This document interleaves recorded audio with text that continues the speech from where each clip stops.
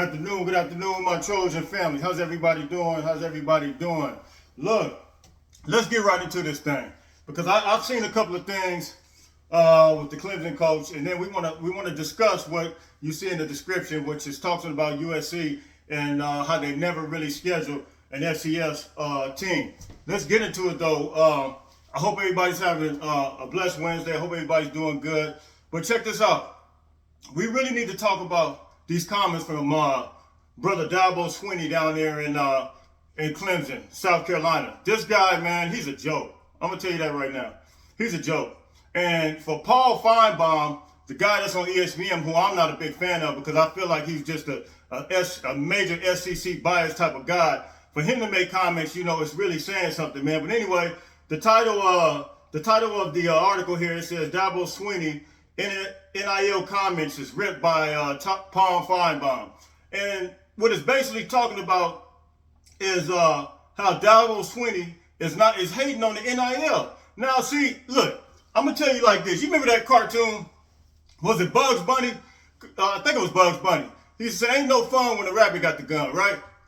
It ain't no fun when the rabbit got the gun. You know why? Because, see, this is what the issue is with Dabo Swinney. See, you wanted to create a monopoly. When you had that monopoly situation going on, and now that the NIL is opened up to the markets, the big markets, now you're going to be affected. Have you guys ever been to Clemson, South Carolina? Have you ever been to Clemson, South Carolina? Like, who wants to go out there? See, the little money in the bag that everybody used to get, that was some good money, probably like we talked about in one of my videos, which Fred Taylor got the $50,000. But now the NIL, man, you can get the big money now. And so that little $50,000 ain't kicking up no dust, right? That little $50,000 ain't kicking up no dust. So now you see brother Dabo here really having some major issues, and he makes some crazy comments and says the NIL is gonna blow up. The NIL is gonna blow up in the NCAA face. Oh, why is it gonna blow up in NCAA? No, it's gonna blow up in your face, brother Dabo. Because nobody wants to come to Clemson, South Carolina if they can't get a real big bag like everybody else is getting. That's the problem. And if you ever I've been to Clemson, South Carolina. It's small. It's in the middle of nowhere. You got to go through this little town called Anderson, South Carolina, and then Clemson is out there by itself. It's in the middle of nowhere. I was surprised that St. John Bosco quarterback went down there to play. He may be even getting ready to leave anyway. He's in a crazy quarterback battle for his life, especially during the spring game this last season. But here's the article here.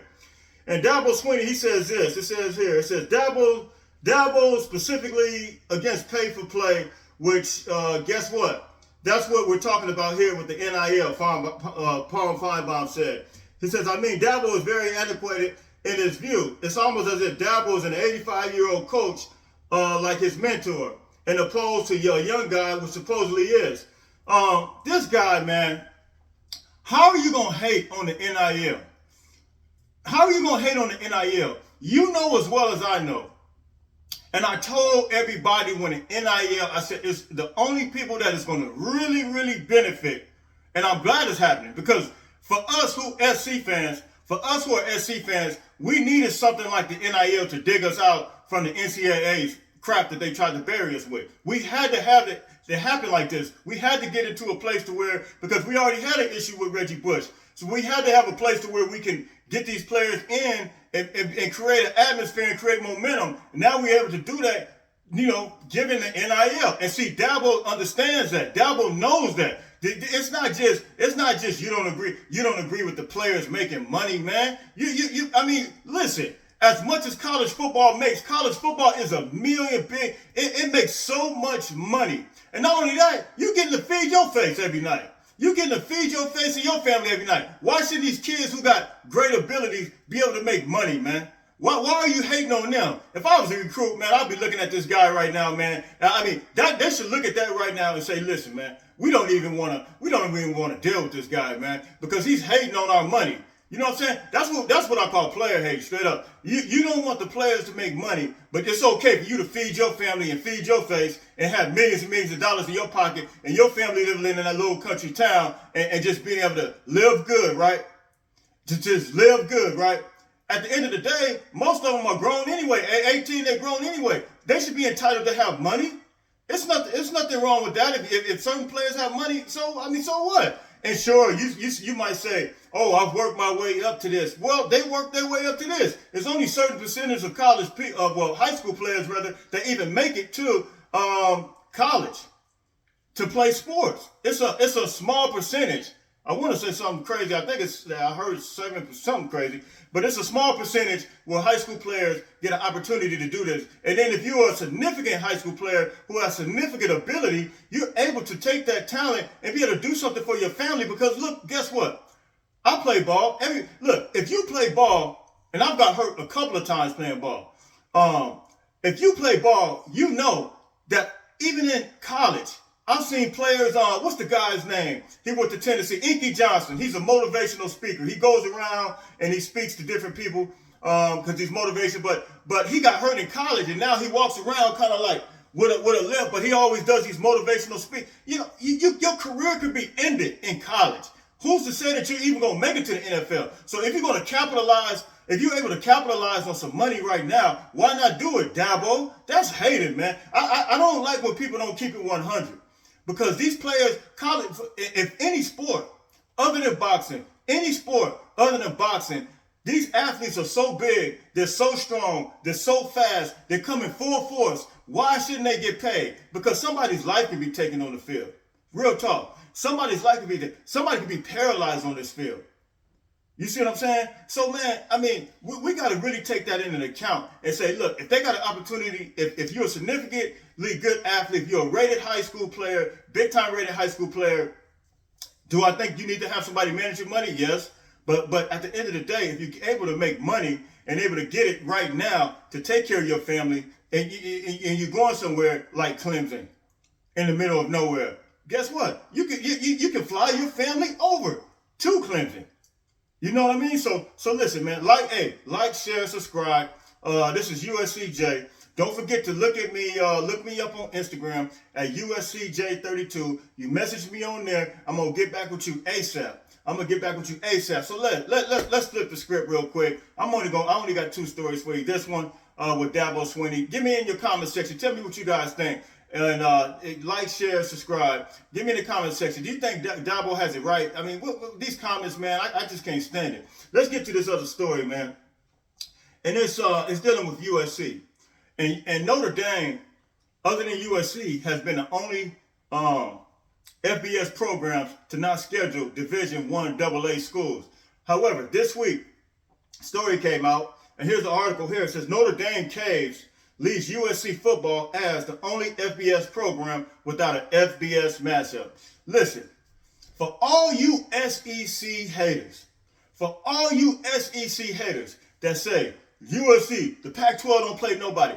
Check this out. We never play a FCS school. We've never have, and we've never done it. Now, we were going to schedule UC Davis a couple years ago, but they ended up canceling, thank God. Because I think that's something to be proud, to take pride in, to be able to say, look, USC has never scheduled an FCS school. That is big time to me. That's big time. Because you look at all these schools, even Alabama, you look at Georgia, you look at Clemson, they play the Citadel. They play, I mean, you name it, these little bitty schools, South Carolina State, you know what I mean? And I mean, they play these schools that are just, crazy.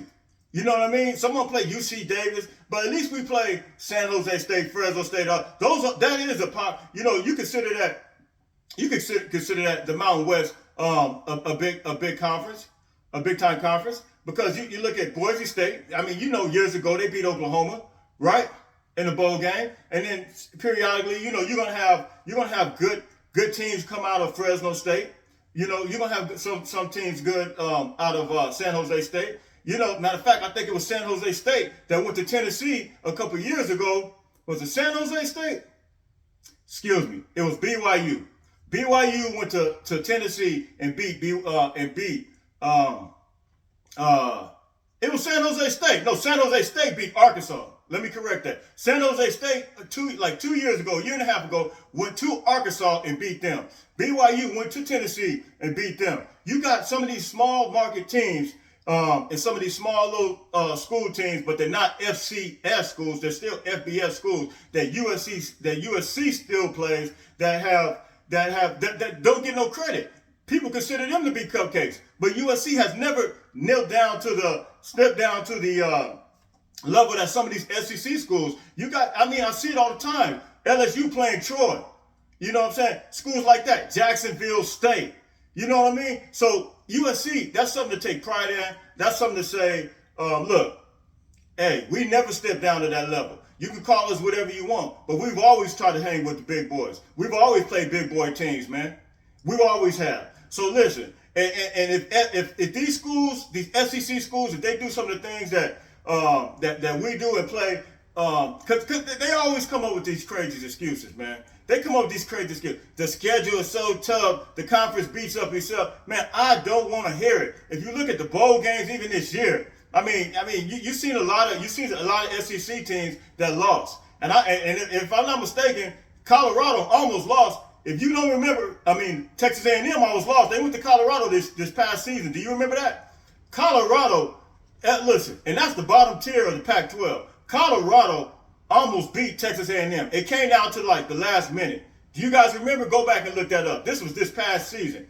And you remember, and I hate to bring UCLA up, but I'm going to bring it up. You remember what happened to LSU this year, right? When they lost against UCLA. You remember what happened when Texas A&M came out here and they played UCLA? But nobody wants to talk about if the SEC were to do that instead of scheduling them little FCS schools. How about come schedule a Pac-12 school and see how that work out for you? See how that work out for you. I guarantee you won't do it. You're gonna keep playing those little FCS schools, the Citadel. You're gonna keep playing those schools. You're gonna keep playing Winthrop. Clemson, I see them all the time. Winthrop. Come on, man. Come out here and play us and see, come to the West Coast and see what happens to you. All right. So listen, man, tell me what you guys think about that. Tell me what you guys think about USC still maintaining their character, you could say, and not stepping down and scheduling. And this is the article here. It says Notre Dame caves, but USC leads football. Notre Dame Caves leads USC football as the only FBS program without an FCS matchup. Tell me what you guys think about that, man. That's all I got for you today. I need you guys to like, share, subscribe. We'll come back to you probably this weekend and give you some updates on what's happening on the field. Everything's still looking on the up and up. We still got the transfer portal. That thing is going hard. We got some crazy good players. I seen a defensive tackle this morning just hit the transfer portal. He was at Auburn, started 2018 to 2019, and ended up going to Jackson State, but now he just hit the portal again. I guess he didn't like it over there with Deion, but he hit the portal, so he's out. So we'll see what happens, man. Like, share, subscribe. God bless. Keep throwing up the deuce.